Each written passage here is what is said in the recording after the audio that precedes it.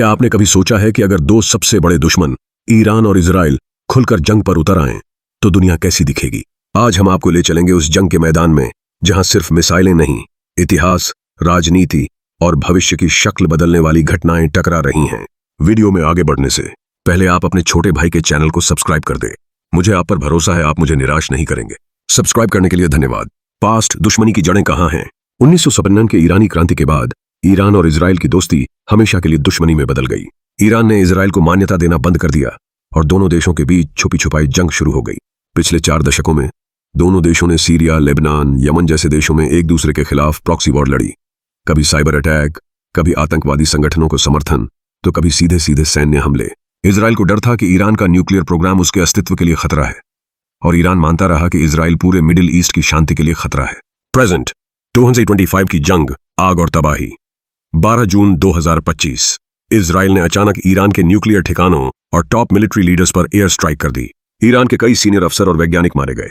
जवाब में ईरान ने मिसाइलों की 3 बड़ी बारिश इजराइल पर कर दी। दोनों देशों के बीच सीधा युद्ध शुरू हो गया और ये सब लाइव दुनिया देख रही थी। पिछले 1 हफ्ते में इजराइल के हमलों से ईरान के 600 से ज्यादा लोग मारे गए। वहीं ईरान के मिसाइल अटैक में इजराइल में भी 20 से ज्यादा नागरिकों की मौत हो गई। इजराइल ने ईरान के न्यूक्लियर प्रोग्राम को महीनों पीछे धकेल दिया है, लेकिन उसे पूरी तरह खत्म नहीं कर पाया। अमेरिका के पूर्व राष्ट्रपति डोनाल्ड ट्रंप अब व्हाइट हाउस के बाहर प्रेस से कहते हैं, मैं कुछ भी कर सकता हूं या कुछ नहीं भी, कोई नहीं जानता मैं क्या करने वाला हूं। दुनिया सांस रोके बैठी है कि क्या अमेरिका इस युद्ध में कूदेगा। ईरान के सुप्रीम लीडर खामेनेई ने ट्रंप की बिना शर्त सरेंडर की मांग को ठुकरा दिया और धमकी दी, अगर अमेरिका ने दखल दिया तो उसे ऐसा नुकसान होगा जो कभी नहीं भरेगा। फ्यूचर, अब आगे क्या?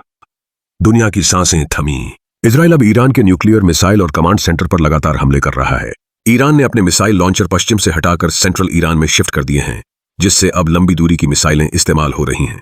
ईरान के पास अब भी जवाबी हमला करने की ताकत है, लेकिन उसके मिसाइल स्टॉक का 44% और लॉन्चर का 50% इजराइल ने तबाह कर दिया है। अमेरिका, रूस और बाकी दुनिया सबकी नजरें इस जंग पर हैं। अगर अमेरिका कूदता है तो ये जंग मिडिल ईस्ट से निकलकर वर्ल्ड वॉर की शक्ल ले सकती है।